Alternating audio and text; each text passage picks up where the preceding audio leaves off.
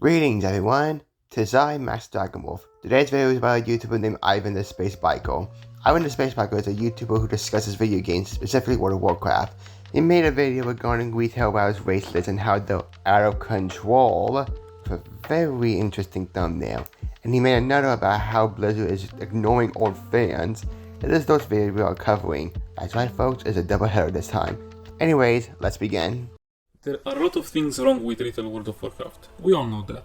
So many people talked about that, but somehow no one really talks about the playable races, which is kinda wild to me, because not only do they have problems, some of them are the problem. Back in vanilla, the Alliance had humans, dwarves, night elves and gnomes. A little bland maybe, but at least it felt consistent. You knew what they were going for. The classic fantasy faction, the noble, moral, sorta boring guys.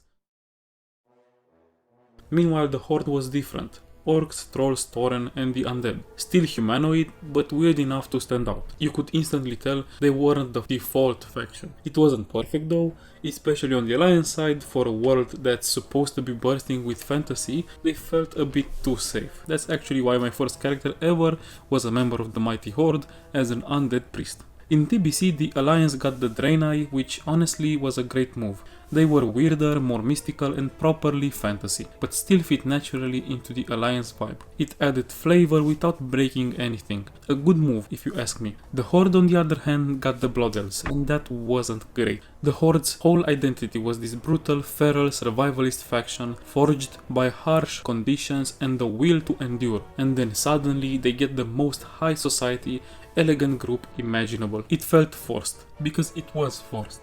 Clearly added so the Horde could have their own pretty race, and make both factions feel more homogenized. Okay, there are a few issues here. First off, the Draenei didn't go in smoothly initially because their entire in-game existence was built off a retcon. Back before they were introduced, the word Draenei referred to the more feral-looking aliens in Outland, now known as the Lost Ones, while their more badass cousins are the Eredar. The Editor is a group of non-feral corrupted Eredar who weren't as feral as the Lost Ones did not bode well for lore purists at the time. The fire only further fueled by the fact they would be able to play as Salamans, a class previously locked to the Horde. Also, your statement on Blood is downright fucking ridiculous.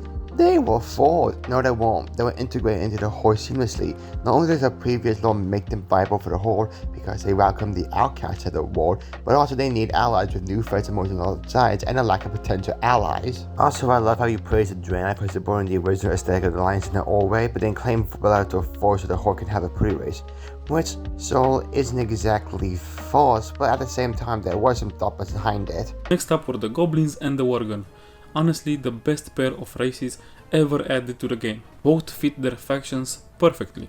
And yeah, just like how the Blood Elves were meant to give the Horde a pretty race, the Worgen were clearly meant to give the Alliance their own feral one. But this time, it actually worked, because the Worgen were humans at their core, and they were part of the lore like that for a very long time already, and if anyone was going to learn how to control that curse and rejoin civilization, it would obviously be joining the Alliance.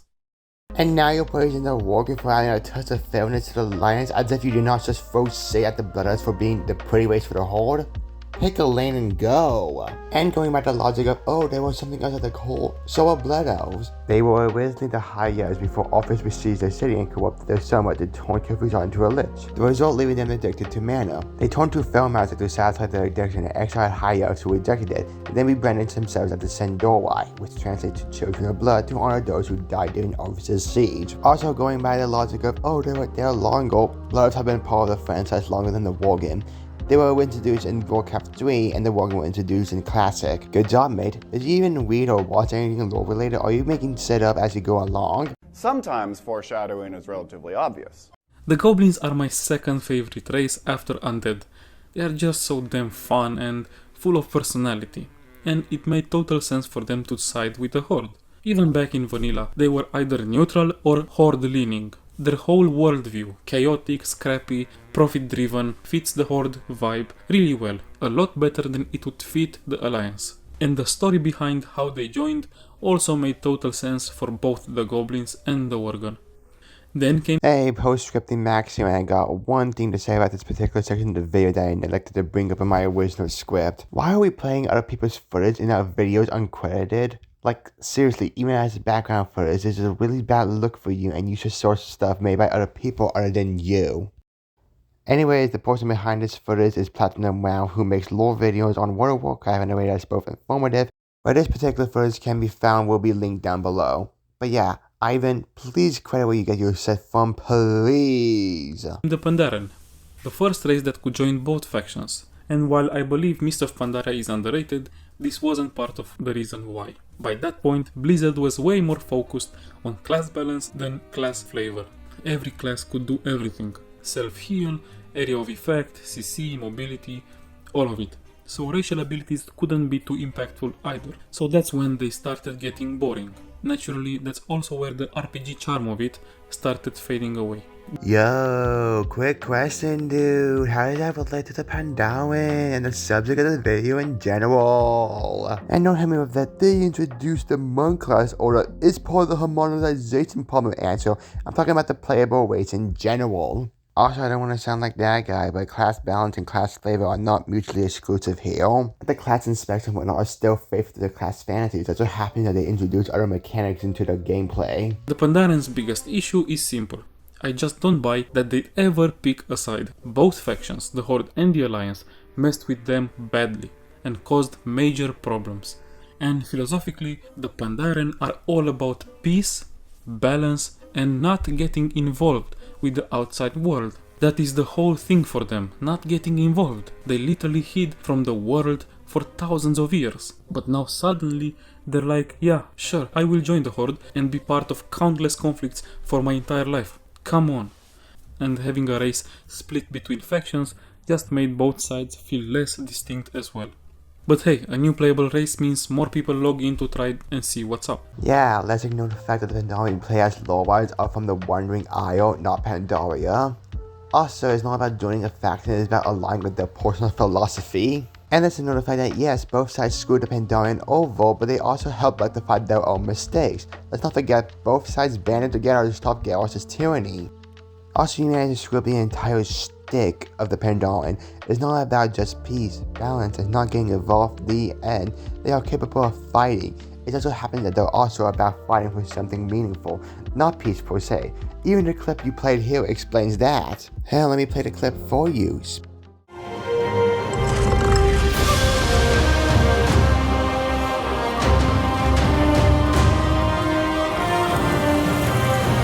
Why do we fight? To protect home and family. To preserve balance and bring harmony.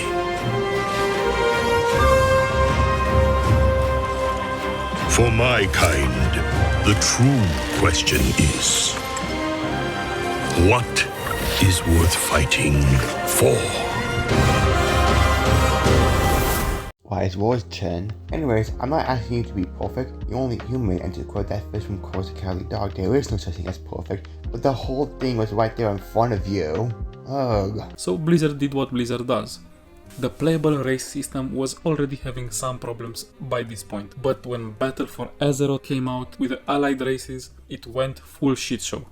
Alliance got Void Elves, Lightforged Draenei, Dark Iron Dwarves, Cool Tyrants, and Mecha Gnomes. Horde got Nightborn, High Mountain Tauren, Zandalari Trolls, Maghar Orcs, and the Vulpera. And in later expansions, both factions got the Earthen and Draktyr as well. That's when it all just started spiraling into a massive, messy pile of homogenized nonsense. The first problem is obvious, and it's only getting worse. We've got the Haranir coming in the next expansion, another race available for both factions, same issue all over again.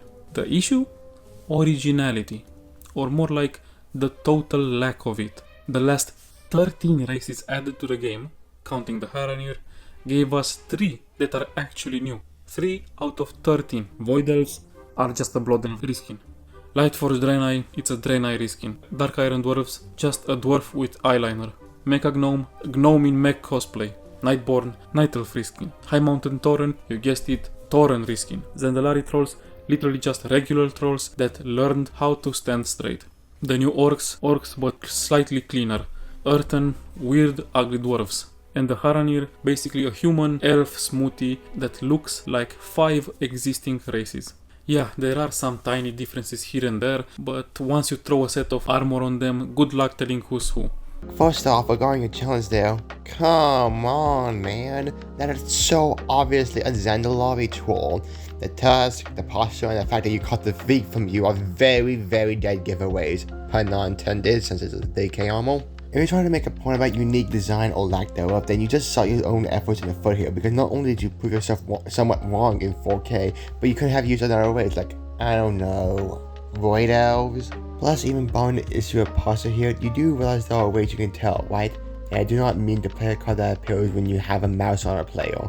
Do you see a blood-safe friend in Stormwind not being attacked by the guards? Congrats, you found a void elf. Found a Draenei with a glowing white tail and golden jewelry? Nah, that's not a Draenei, you just found a Life Force Draenei. Also, you're complaining about originality coming from a game where literally every NPC looks somewhat the same because of how the game is built, and hell, in the case of Nightborns and Harneers, they clearly have different postures. And not to mention that making an entirely new playable model is difficult because 1, you need a concept, 2, you need to implement it into the game world, or 3, you need to make a butt ton of animations for gameplay, and 4, you need to add armor to it. I'm not the biggest fan of reskins, I understand why it's done. It's no wonder Blizzard pumped out so many races in the last 7 years, more than they did in the previous 14. They're all lazy, boring reskins. Quantity over quality, quantity over creativity, plain and simple. Up until BFA, even with all the issues the game already had, you could still tell what race someone was just by their silhouette. Even fully armored, every race had its own shape, posture and vibe. You'd see a shadow in the distance and instantly know that's a Tauren, that's an undead, that's a night elf, that's a worgen. And even among the few races that do stand out, we've got Kultirans, Vulpera and Draktyr. The Kultirans are actually pretty cool, but the male model looks weird. Like not big or fat, but round. They've got this perfectly spherical stomach that makes them look pregnant, and so many of their transmog options make their belly pop out for some reason. It just looks weird and bad, like they don't know how to dress.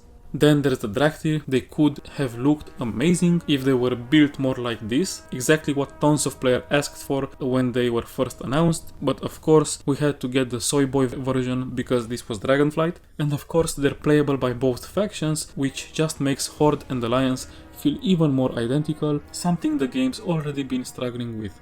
I'll give them credit though, the racials of the Draktyr are actually really cool. Once again, a few issues here. First off, are we serious? Why are you wanting Dragonoids as a playable race as if you didn't just got done criticizing Kultirans for how transmogs make them look? And also, you can get the big dragon version of Draktyrs you wanted if you alter the body shape in the customization menu. Sure, there are some difference, but you can clearly see them, especially on the last option. Also, regarding Kultirans, their body shape isn't that much of an issue. They came from a truly seafaring land. Of course they're going to be round, and even then you can always work around the abdomen. If a piece doesn't vibe with you, that means you should try another. Also, the silhouette thing is just hilarious because original silhouettes are basically non-existent as stated before. We're talking about the game where literally every single character is literally the same body type as other people of the same ways. And even then, the silhouette issue hasn't gone away since you can still tell from a distance. Plus, one thing about the originality criticisms I completely neglected to bring up before. You're bitching about a lack of originality in a game where literally every race comes from an archetype established by other fantasy media. Like the tropes so, but they have their own takes. Come on, man. Literally the only thing original about them is their take. By the light, you act like leaning on tropes and recolors is the end of Azeroth. And then we've got the Vulpera. Oh my fucking god. Where do I even start? They are basically the perfect case study for everything wrong with the playable races in the modern World of Warcraft. So we're gonna focus on them for the rest of the video because they are the perfect example for all that is wrong. But keep in mind, most of these things apply to the other races too. Let's start from the beginning. To unlock any of these uninspired allied races, you first have to do their intro questlines. The little stories that show how and why they joined their faction. And the Vulpera, the Disney looking cocomelon critters, obviously end up joining the Horde. Their introduction quest genuinely feels like something I would write if Blizzard paid me a stupid amount of money to intentionally make it bad. A random furry desert creature you never met before strolls into Orgrimmar, ask the horde leader to let them join and gets turned down, understandably because you're basically a talking squirrel no one's ever heard of. Then out of nowhere, this talking squirrel turns to you, in my case an undead shadow priest, and goes, "Hey, would you help me get into the horde?" Why me? I don't know you, you don't know me, and I am literally an undead shadow priest. But sure, let's go on a political mission together, a mission that is very important for you and your people's survival. Their reasoning to get into the horde is my people are struggling and need help, and for some reason, the horde is the better pick between the horde and the alliance. Okay, but maybe don't ask the dead corpse wielding the power of the void for help, ask someone else. And from the player's side, why the hell would I even want to help them? They don't explain why they are here, where they came from, what they stand for, nothing. They could be good, they could be bad, a good addition to the horde or a liability. I have no idea, and I have no way to know. Hey, buddy, you do has a whole zone where they play a big role in the story, right? It's called Dune, and it's the third zone you quest in the BFA if you're playing as a Horde character. Now, why the Horde? Because the Alliance attacked them when the Horde hired them to carry supplies for the Fourth Wall. The Alliance hired mages and warlocks to try and burn down the caravan and even opted to kill some Volpera just to discourage them from taking more jobs from the Horde in what can only be described as a war crime and a half. Also, fun fact, the Volpera literally compared the Alliance to the Faithless app comparison in this case, and if you don't know how, then that's on you. And when Bane finally refuses them into the horde, the reason actually makes sense. The horde is stretched thin, low on resources, and already dealing with too many problems. You literally see him talking to 3 other races asking for aid, and it's clear that the horde can barely hold itself together. Is the one grounded part of that entire questline, surrounded by one of the most half-assed introductions Blizzard has ever written. Anyway, with all that garbage writing out of the way, let's move on. The quests themselves, an absolute snooze fest. The most bland, predictable filler you could ever imagine. The Volpera leader has a brilliant plan to earn the Horde's trust, and that is to help out with the 3 problems Bane just heard about 5 seconds earlier. How convenient that they all happened at the exact time this squirrel came in. So naturally, you end up doing all the work for them. First stop, a peon riot in the Highlands. You show up, a Volpera NPC tells you what to do, you do it for them, and that's that. Amazing stuff. Then there's a quest in Suramar where a group of geniuses are trying to make wine. A Tauren is taking notes, and a small goblin is stomping the grapes. You, the savior of Azeroth, have to show up and suggest that maybe this mind-blowing idea can help. Just maybe the big guy should stomp the grapes and the small guy should write. Incredible showcase of logic and leadership. After that, you kill some Naga because the talking squirrel told you to do it. Then you return to Ogrimmar and Bane suddenly loses his mind over these problems that somehow got resolved, and he's like, what the fuck? The Tauren crushing the fruit worked better? Unbelievable! The horde is saved! Volpera, welcome. I am so sorry I haven't accepted you at first. May I suck your humongous cock? And that's it. That's the big moment. Congratulations, you've unlocked the cringe furry race. First off, what the actual fuck is wrong with you? Why the hell did you have to flash squat porn on the screen here? Jackass. None of us are sexual post aces here, and the worst part, this video is not age restricted, so minors could have seen it, you reckless dumbass. Anyways, onto your point. Wow, it's almost as if there is an opportunity to prove that Volpera can contribute in a meaningful way, which is the whole point of the quest line. In case y'all couldn't tell, my patience is running really thin at just how inept this guy is at making this video. So not only is everyone in this questline either extremely brain dead or couldn't care less, since all the tasks are mindless filler, but on top of that, some quests are scaled to your level, others are stuck in BFA. And you do all the work, while the Volpera get all the credit and the Horde invite, for nothing. And after all of that, I still learned absolutely nothing about them. I have no idea who these things are, where they came from, or what their deal is. Going in, Because the questline is meant to tell you how the Volpera joined the Horde. Dune has already established who the Volpera are, and the conflict for joining Horde is further established for the Dune faction assault event. It is literally designed to assume that you're already filled on their identity because they used to have rejections before they eventually lifted them. That is a caterpillar coming out of your eyeball. Oh, he's a maggot. He's my friend. Why didn't you just say that? I love maggots. Do you really? No. The amount of effort put into this race, beyond make the furries horny enough to try the game, is zero. It's painfully obvious Blizzard didn't give the slightest shit about these new races adding anything meaningful to the RPG. They exist for 3 reasons: to make the factions look more symmetrical, to get people to log in and make new alts so it boosts playtime, and, let's be real, to bait the furry gooners. They're baiting the furry gooners. Honey, the Torrent, Wog, and Pandora existed way before the Volpera thing. That ship has zero decade ago, Chief. And that's coming from a guy who was turned into a furry by the Worgen, and even used to have the username Paladin Worgen. Also, literally everything in this game is meant to appeal to a group of players. That's literally game design 101. There's nothing wrong with appealing to furries. Also, literally what's wrong with factionless symmetry? Every new expansion just adds more playable races, but less reason to care about any of them. Their backstories are paper thin, their models are recycled, even the Vulpera, that looks a bit different, is literally just a goblin with long ears and big eyes. They use most of their base model in their animations, and tonally they break everything that used to make Warcraft feel like Warcraft. Try to imagine a Vulpera in anything released before 2009. You cannot. Picture them in the Wrathgate cinematic. It's impossible. The whole tone of the universe would collapse. Yet here we are. Vulpera in the Horde, Nightborn in the Horde, Dwarves in the Horde for some fucking reason. The original identity of the Horde, that gritty primal underdog faction that survived through unity and hardship, is completely gone. And honestly, it's not like most of these new races make sense for the Alliance either. It's just worse that this crap ended up in the Horde. And the sad reality is that this is exactly the kind of content that's been killing the game and will keep killing the game forever because the modern player base loves this crap.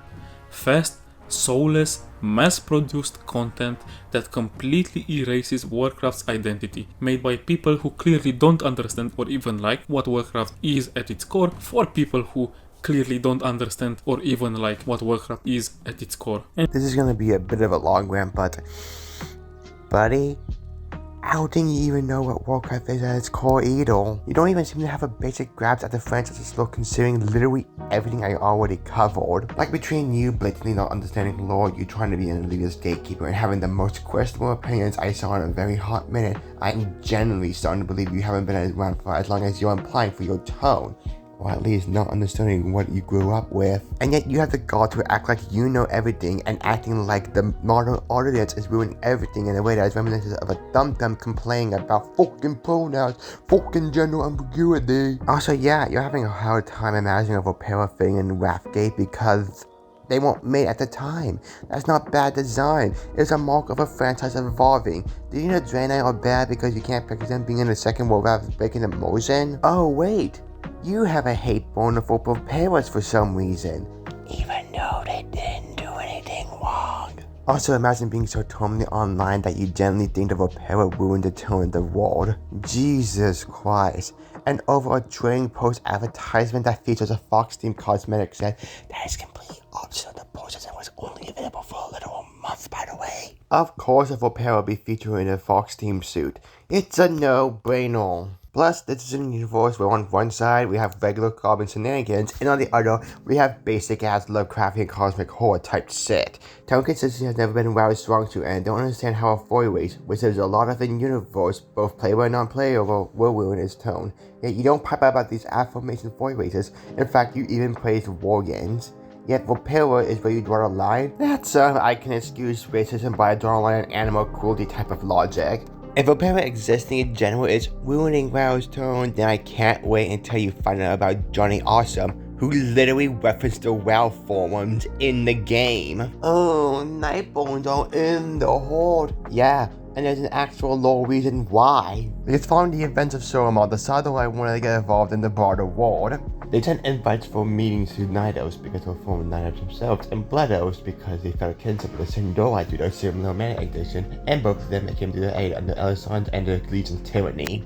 So one, they rejected the proposal for the Nightborn to join the Alliance, though Lyria was sent to try to recruit into the Alliance anyways, citing they don't want reminders of their past. The Sindoi, on the other hand, invited them for a meeting to Silvermoon, to which they were accompanied by Lyria. They decided to go see the summer for themselves, but Lyria's void magic needed thwarted once again. The Nightbird helped fell back to forces, and the rest is clearly history. And for most of the allied races not making sense for the Alliance. Void Elves joined the Alliance because of Lyria, Life Force Draenei because of the non-forged cousins, Dark Iron Dwarves because they were liberated from the rule of Ragnarok, and the Queen Mortar is connected to the Bronzebeard family.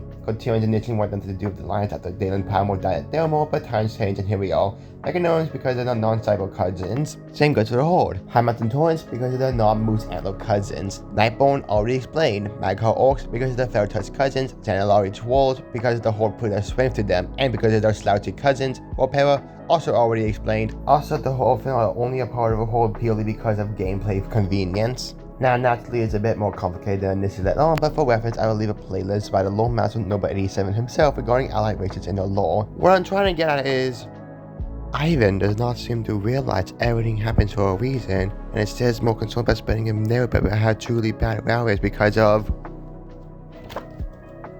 a fox race. One can only wish I was making this up.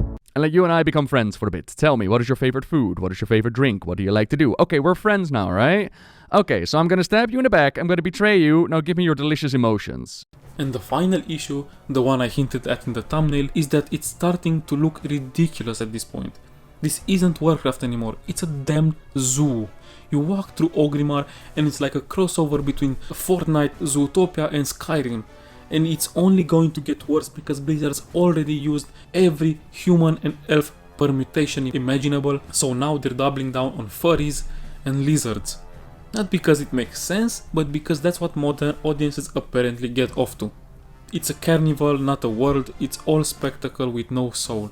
And with factions being basically meaningless now, everything cross-faction, everyone holding hands, the whole thing just collapses. The world doesn't feel like Warcraft anymore, it's a theme park chaos with no soul left in it. Where there are people playing as a race I posted despite for my very existence. Boo fucking who fuckity who. Why don't you guys just have an actual life problem, man? What the hell do you think a player hub is? Yeah, of course Orgrimmar will be filled with people of different races. Wanna know why? Lean in close, I can tell you. Because the player base and to the extent developers made it the central hub for all Horde players. That's basically its all hell MMORPG design, not a flaw. A person playing as a Vorpera does not actually affect you unless you're making it affect you. By that logic, I guess I could claim that you playing as an undead for some asinine reason, right? Also, Furries and Scalies and Beast folks in general has been a part of fantasy since like forever. You're complaining about something harmless has been part of Western high fantasy. No, storytelling in general for as long as it has been a thing. Anyways, my conclusion to this video. Actually, unironically, it was the worst retail web video I've ever seen in my 18 years of existence. We got misunderstanding or Betty not knowing the lore, selective aesthetic preferences, making a big fat stink over something as small as an advertisement, and takes that only makes sense if you look at the franchise through a surface level lens. Honestly, it's so painstakingly clear that you just hit the Vorpera as a waste. While there's nothing wrong with not liking the Vorpera, there is literally everything wrong with not doing the bare bones of research on them before making a point.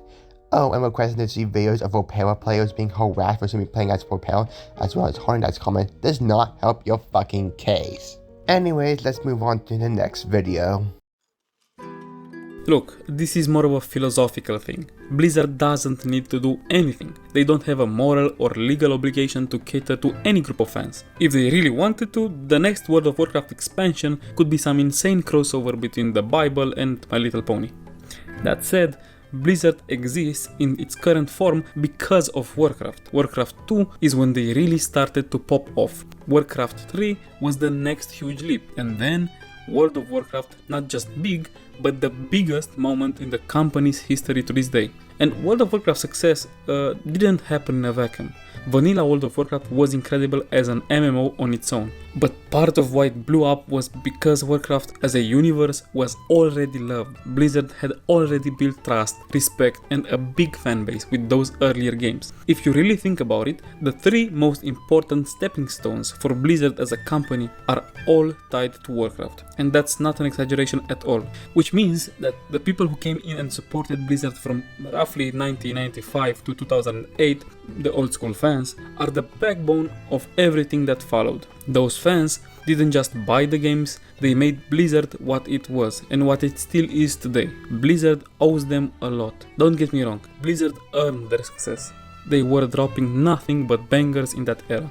But they wouldn't have gotten far without that support, of course. And here's where it gets personal. I was one of those fans, and when I look at modern World of Warcraft, I don't see any of those things that made me fall in love with Blizzard in the first place present at all. None of it. The defining characteristics that tied all those old school Blizzard games together are just gone. Think about it. What did Warcraft 2, StarCraft, Diablo 1 and 2, and Vanilla World of Warcraft all have in common? They were dark games, but not bleak. Diablo was oppressive, candlelit horror. StarCraft was gritty, militaristic, and almost horror sci-fi. Warcraft looked a little cartoony sometimes, but it was always bloody and war-driven.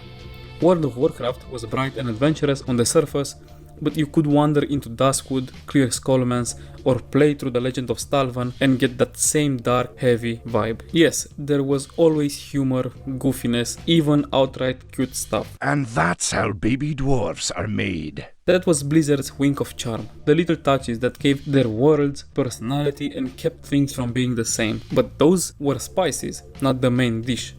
The darkness was always the foundation, and that's the thing modern World of Warcraft has completely lost. And even though Blizzard can do whatever the fuck they want, like I said before, I cannot help but feel pissed about it, because just like me, even if most old school players barely touch the game anymore, we would love a Warcraft or World of Warcraft game that wasn't just a 20-year-old re-release, something that actually felt like it was made with us in mind and is brand new. That desire hasn't gone away, and probably never will, but Blizzard chose to change the entire course of their games into the soft, watered-down stuff we got today. Not because they had to adapt to a new player base, but because they wanted to. Okay, a few issues. Yes, Ivan is right. WoW has gotten less gritty than it used to. At least his definition of gritty. We'll get to that soon. However, there are a few issues of how Ivan presented this. WoW being less dark is not a result of Blizzard ignoring our fans. It's a result of Blizzard as a corporation deciding to play it safe out of fear for losing products. And darker themes are not the foundation of Warcraft, much less to the extent Diablo or StarCraft. WoW had dark moments, yes, but it's dark in the same way Dungeons & Dragons is. At the end of the day, Warcraft is a high fantasy epic. And not to mention that the old audience are still being pandered to somewhat. The old fans that have the gritty gear, the epic fantasy war, and the fashion styles which was less class identity. And pandering also to modern audiences is not a bad thing either. And there's no issue pandering to one part of the audience, there should be no issue pandering to another part. You can't have your cake and eat it too. And plus, as we'll explain later, there are actually gritty moments, or at least moments that's reminiscent of older WoW. Let's be real, most people who quit World of Warcraft didn't quit because they didn't want to play anymore. They left because World of Warcraft stopped being the game they wanted. Yes, it's not just about the story and the vibe, I will admit that. Gameplay and systems matter a lot, but here's the thing. Look at expansions like Dragonflight or The War Within. They have super solid gameplay, smooth systems, but they're pulling fewer numbers than something like Legion did. And Legion didn't launch in a super great shape mechanically, not at first at least. The reason it worked though is quite simple. It had that soul, that Warcraft vibe, the spark that made Warcraft feel like Warcraft, or at least some of it. That's what Blizzard's current soft approach is killing, and it's hurting the game. I will explain exactly why in a minute, but even if it wasn't hurting the game, it would still feel shitty to watch. I remember seeing a Reddit post back in Dragonflight's first months where this person said they loved the new direction because to them World of Warcraft used to feel like it had too much war and violence. They thought this lighter, softer tone was a breath of fresh air that the game really needed, and people in the comments agreed with them. And I saw many other posts like that as well. My reaction is just, what the fuck?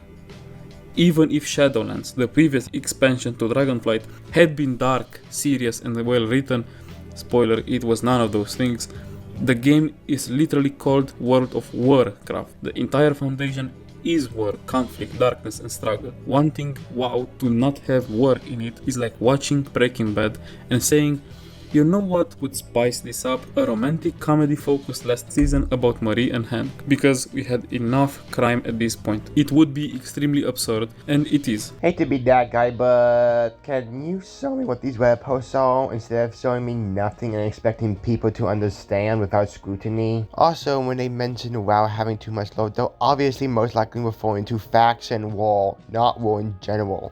I mean, come on, man. Don't you think the idea of praising Dragonflight for moving on from wars would be a bit contradictory given that Dragonflight has a war in its story? Like, I don't want to make claims based on nothing, especially given I'm having to find the exact post you're talking about, but come on, man. Also, cite your fucking sources.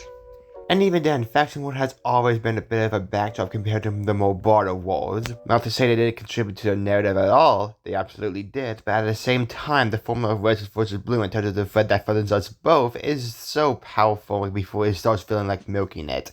And even then, the faction war isn't all there is. And it sucks. I won't sugarcoat it. It sucks that people like that are now Blizzard's focus audience and not someone like me. Meanwhile, the fans who grew up with these games, who supported the company from day one, who kept Blizzard alive long enough for World of Warcraft to even exist, are just simply ignored. It stings even more because this isn't about money, it isn't about profit. If Blizzard had gutted the soul of Warcraft because it made more money, I would still hate it, but at least it would make sense. At least I could point to the corporate overlords and go, yeah, greedy bastards following some stupid trend are ruining the game for money. But that's not what's happening here at all. The game being soy instead of gritty isn't even helping them make money. If it felt more like, This was not our destiny. Times change.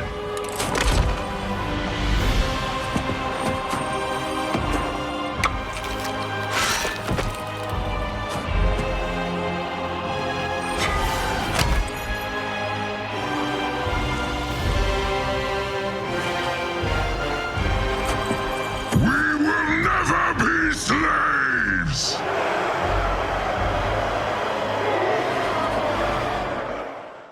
instead of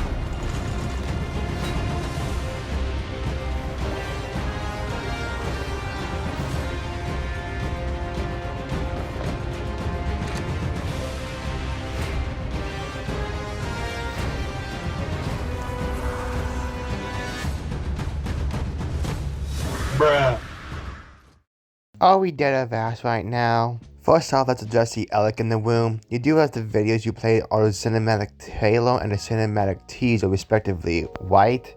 Also, is the fact that I'm a relatively young fan or my swift not sensitive vibe shift. Exactly what are you trying to prove? As for your who questions, that's Arena. She is a Harmonier who led a group of fellow Harmoniers to ask ahead to investigate the Black Blood, which is apparently the blood of the old gods that lay dormant for years until Sargeras stabbed Azeroth. In this video, she is doing a ritual involving the roots. There is nothing significant to it other than introducing her and what she is about. That other fine lady is Farron Lofall. Yes, she is connected to Anduin Lofall, but before you jump to the most extreme conclusions, she is not directly related.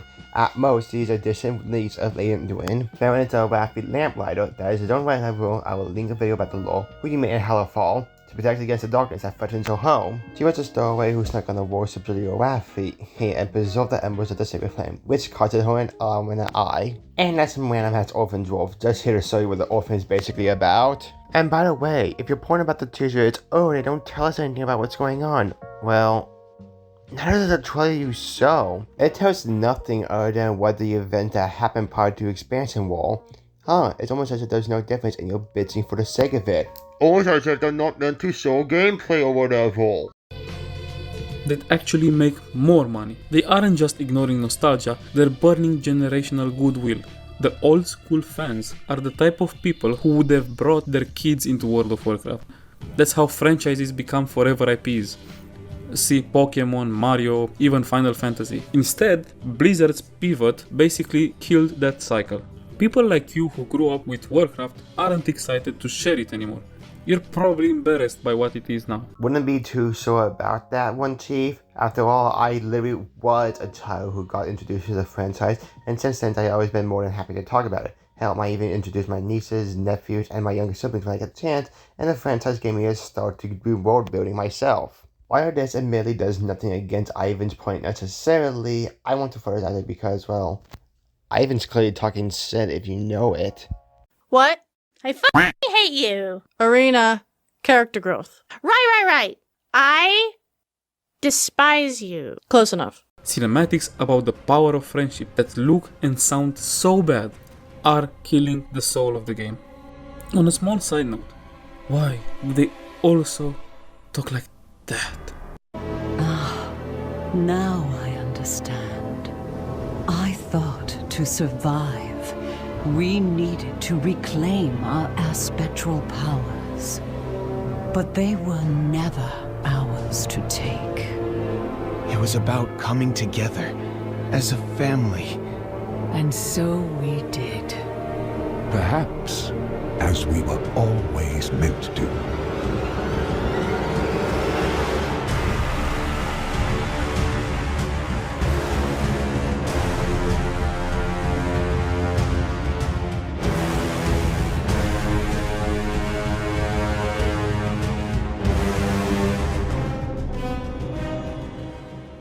Okay, first off, why do they talk like that? They always talk like that though. Not too sure on us Dormo since he had a change in VAs, but Kilyion Ghost and Alex Rosa, that's always spoken in that same tone. The champions who fought at our side assured the survival of our world. But now, we must see it. Welcome, Archmage. I hope you are prepared for what is to come.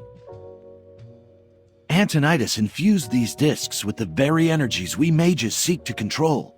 However, he and his fellow archmages were unable to diffuse the excess energy, leaving them in their current state. Also, boo-hoo. That cinematic had a typical and cheesy power offensive message baked into it. So what the hell? WoW had always had cinematics in the past where it leaned on positive messaging. Warcraft 3 explicitly mentioned that the humans, orcs, and night elves set aside their hatred to stand against Legion. The Burning Crusade showed that because the Alliance and Horde worked together to stop Kill Jaden, the Sun will manage to be restored and by extension, the bloods are free of their mana addictions. Cataclysm explained that the Mortals are the true protectors of Azeroth because they stood together and defeated Deathrin, and for that, the world's fate is now in their hands. Rest of the Pandaria explicitly shows nuance, as yes, the Horde did bad things, but many of them stood up against Chaos living as tyranny, and because of that, Varian was willing to end the bloodshed, provided that Vortin's Horde was able to uphold honor. Waltz is more explicit on the idea of unity, saying that under the light we are one, and their siege drain are built together, and it kinda holds even when that kinda aged like milk. Is the cutscene perfect? Nope, nothing is at the wall. There are issues with its executions, how it tells rather than shows, and didn't give the boss a proper send-up, but the messaging at its core is not an issue. Blizzard has historically leaned on these kind of messages before and nobody raised a fuss over it. And yes, I'm sure the game is still making them money.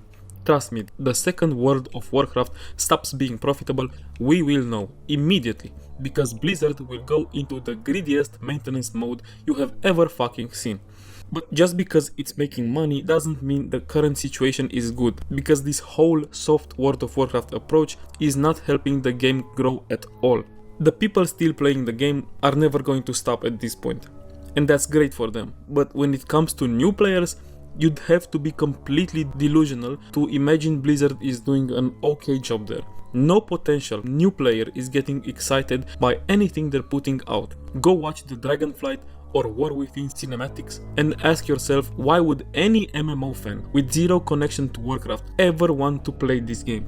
Then go and watch the Warlords of Draenor or Wrath of the Lich King cinematics. And there's another thing, and I've said this before, content creators are the lifeblood of multiplayer games, especially MMOs. Many times people decide to try an MMO based on what they see online, in videos and on forums. And here's some extra proof that I'm right about the rest of the video as well. Almost every old school, passionate content creator who used to make World of Warcraft feel like this massive, important, cool MMO has either stopped covering World of Warcraft exclusively or quit entirely. You do not have to like creators, you do not have to like any creator, but you cannot ignore this basic fact. So yeah, just because the game is fine doesn't mean this isn't a huge fucking problem. Beyond all the wasted potential, and there's been so much wasted already, this issue could be way bigger than people realize down the road. Look at what just happened with old school RuneScape. Almost every content creator that was still left in World of Warcraft sphere is playing that game now.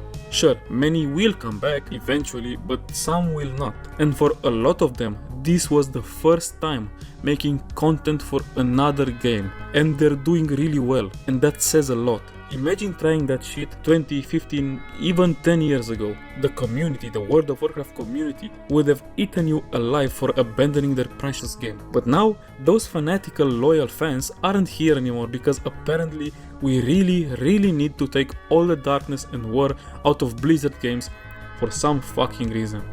So you know what happens now that hardcore old school fans are gone and there's no real reason left to care about this game when they screw up the next expansion? Everyone will leave instantly, and this time they won't even hesitate. Players won't worry about missing out on some new cool content they might bring out in the next patch, and content creators will not be scared that people will stop watching them. Do you even have an actual argument outside of useless ass film argument, or is that all you have to show for it, Ivan? While yes, there have been creators who left WoW behind, a few issues. 1. Creators leaving games behind isn't new, let alone exclusive to World of Warcraft. And 2. There's a lot of old WoW creators that still make WoW content. Nexium, Noble87, WoW Krendor, Taliesin, and Evo, to name a few. Plus Matt Season So and Preach Gaming still make content on the game. That's not to say they enjoy the game and have forgiven it for its shortcomings, I can't say that for certain. But I do find all this yapping to be just fear-mongering. Like, oh, they aren't being called traitors for playing other MMOs anymore. That means the game truly gone down the shitter, you guys. Man, shut your bitch-ass pies up. Like, you're so obviously exaggerating to make it point. Also, WoW had its ups and downs. People thought it was gonna die in Cataclysm, they thought it was gonna die in Warlords, and they thought they were gonna die in Shadowlands. Ba-boom. If Shadowlands didn't snare the final one in the coffin, nothing will. Here's hoping that doesn't age like milk. And I'm not saying that is a bad thing, it's not, but that's the reality. You literally just ranted about the fact that it's because some creators move on from the game means the game truly gone downhill. Like, if you're saying that isn't a bad thing, then what the hell was the point of the last 13 minutes? Oh my god. Pick a lane and go. Quit contradicting yourself for one moment. Oh, it takes some real stones to challenge the mistress of illusion. Well, show me what you've got.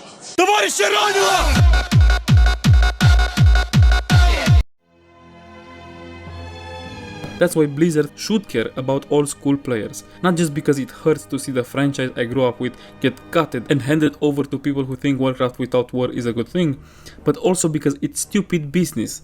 It's leaving money on the table. It's wild to see Blizzard, a company that would do anything for profit, ignore the obvious. A darker, more grounded tone that built their empire is what people still want from this particular franchise. The soft, shallow tone isn't helping them profit. If the game was super thriving, I would still be salty, but at least it would make sense. And right now it doesn't. And no, medicine isn't some magic solution to this problem. I don't buy the narrative that he's going to swoop in and fix everything. Even if he wanted to steer World of Warcraft back toward its roots, and I've got no reason to believe he does, he's still just one guy. He's in a high position, but it's clear most of the team doesn't care about Warcraft's identity anymore, not the original one. One voice, even if it's his, isn't going to outweigh all other people who think the game should keep heading in this soft, sanitized direction. World of Warcraft 2 will happen one day. Classic Plus is almost definitely coming pretty soon.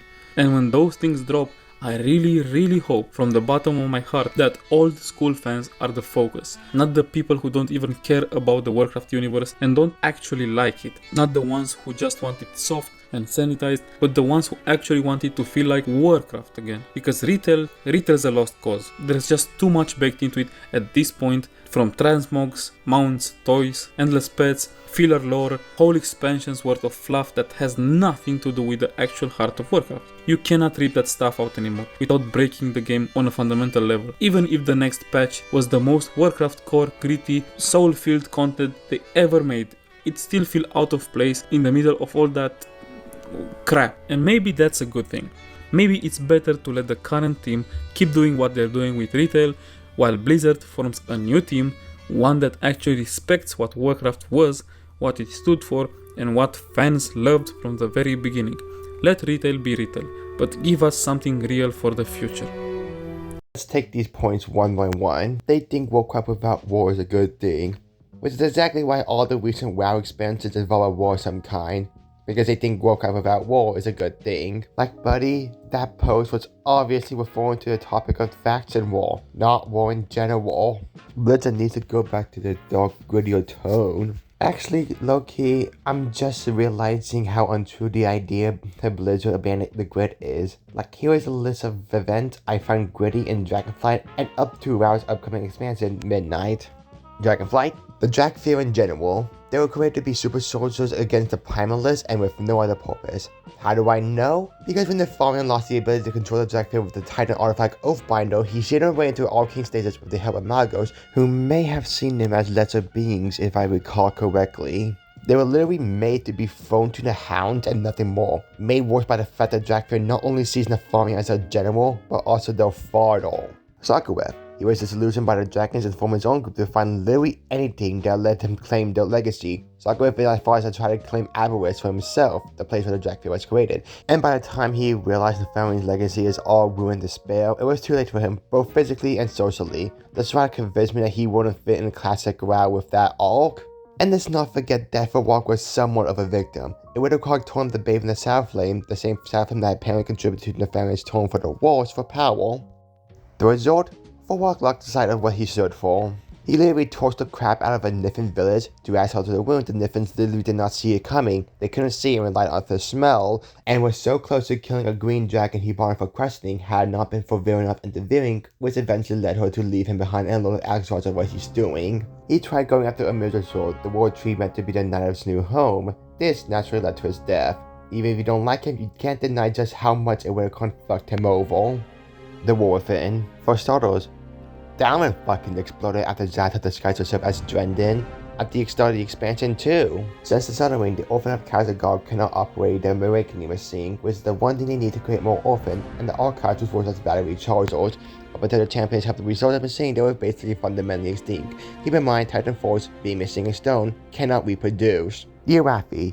They came from a group of warriors in a Troll war who established their own kingdom far away. The Arathi we see are here because they followed a mission made after the Emperor had a divine vision. Eventually, they happened upon a storm and what can only be described as divine intervention. They suddenly found themselves in an underground cabin led by an enormous crystal they named Beldalt, the Emperor's Vision. They decided to settle in this new place and call it Halifar. But then Beldalt suddenly turned purple and it brought monsters that terrorized the people. Before long, Beldalt set them back to normal, but it set it again. Eventually, a military group was established to help the people in case of Beldalt's shadow, called the Lamplighters. The Nubians of Archkahet, the current Queen Arzarek, was so desperate to restore her people's glory that she not only betrayed her mother Nephilis, who Zalatav tried to commune with only to fail, but she also stabbed her and experimented on how the Black Blood can mutate a Nubian. Zalatav promised the Black Blood would give them power, which resulted in Nefarious becoming a literal hulking monster. but was unsurprisingly betrayed by Zaltaf after she was defeated in her own palace. She even said to Zaltaf, "You promise," which, if you know your lore, was the last word Margot Darasan said to Zaltaf before her death. In the Undermine, Gyrick took over the entire city and ruled with an iron fist. When Zaltaf gave him the black blood to make weapons with in exchange to repair a dark heart, he and the Dark Priest cartel used the weapons to terrorize rebels in the Undermine. This resulted in the death of Laszlo Overbright, a friend of Gazlo, because he spoke up against Gyrick about his treatment of the Undermine. Then upon hearing that Gazlo is in the Undermine, he hired someone to assassinate him with a black blood bullet, whence it the Sith in what can only be described as a get down with the president moment, causing Gazlo to see his friend fade into dust. This started a series of events that eventually ended in a revolution, and Gyrick tried using Zaltaf's help, only for her to reject it because of the fact the Dark Heart got stolen by Ethereal. And then Gyrick decided he didn't need anyone anymore and started making things worse, eventually perishing under his own pride. During the Ghosts of Caress campaign, there was a group of Ethereals known as the Wasteland, not to be confused with the Waste Wanderers, who was all sworn to kill the Rabble, a group of Caress who was responsible for Caress's destruction. They agreed to help with the Rabble because Zaltaf convinced them to, sign that since their King Shana is dead, means they have no obligation to follow their oath. Unfortunately, as it turns out, Shana survived and now serves the Dimensions, and by extension, so does the Wastelanders. Because of this, the Wastelanders betrayed the cause. Lucas Rocco's, Illyria's mentor, fucking dies at the end of the expansion because of Zaltaf, ending it the same way we started it. Midnight. For starters, Krephalos is under siege by Zaltaf's army because she seeks her son well. There was a town, I forgot the name, whose citizens are now became courtesans of Zaltaf, allied what happened to his Darksile. Also, the Triad's hammer rebranded to the Triad Blade under Zaltaf, and the Lord abandoned the Armada because of what Julien has done. And all thoughts are in the beta. The fact that I managed to list so many things for my point just proves how off your point is. Now don't get me wrong, Glass Torchland has changed for better or for worse, but Mortimer still has its grid. It just so happens to be not the grid that you wanted, or even noticed. So many of what I invented have themes out of the heart of Warcraft. Also, Boo-Hoo, a Sailor Moon inspired Transmog set, the actual horror. Again, tone consistency has never been WoW's strong suit. Plus, that said, you have all the power to not buy. But so whatever the fuck floats your this is my Warcraft boat. Anyways, conclusion time. This is equally worse if I'm being franker than a guy named Frank. Like here we have, whining about stuff being made for broader audiences as if that's inherently a bad thing. Once again, selective preferences. We just to make a point which leads into the most basic fear-mongering. If this is the best you can do, then I'm sorry, but we have a few things to work on here. For starters, as you can see with someone we are talking about, I'm sorry, but you have a clear, and I do mean clear, lack of understanding what you're talking about. That's very important if you want to make commentaries videos. It takes more than your opinions. You need to occasionally double check yourself, as you better do when it comes to Volpera, to make sure what you're saying isn't hot misinformation, because there are people who look at you when it comes to this kind of thing. If you're planning on making this long term, you need to know as much as you talk. And you need to get rid of the stars of Pyrrhus lens you clearly wear with pride, as it does nothing but inflict with endless doom of its views. I am not asking you to love every aspect of World of Warcraft, but I am asking you to think instead of doing what we call a Leroy Jenkins moment. Don't get me wrong, furry races are abundant in furry media in general. However, that by itself is not a bad thing. It's simply a trope and a pretty easy one to use at that. While it's cool to try to be as original as possible with your creations, like nerds, I want to be with my own Wolverine. There is something wrong with tropes. They are tools at the end of the day, and even then, they are effective tools because you can do so little for something with so much potential. And visually, being biased for a moment, furries are awesome. Familiar enough to not be out there, fantastical enough to fit anywhere. Anyways, that's it. The artist of the month is Kilyion. This time it is an artist who is a 3D artist with a character I personally very much love. I was gifted with the gift of this big ass lizard Timbo, therefore I'm gonna give that gift to you. Merry Christmas, Happy Hanukkah, Happy Kwanzaa, and above all, Happy Holidays, Happy Wintervale, and Happy New Year. Clean your room, do your laundry, your drawing looks awesome, your writing's aboard. I am Max Dragonwolf, wandering the deserts of Voldoon to find who gives a shit, and logging off.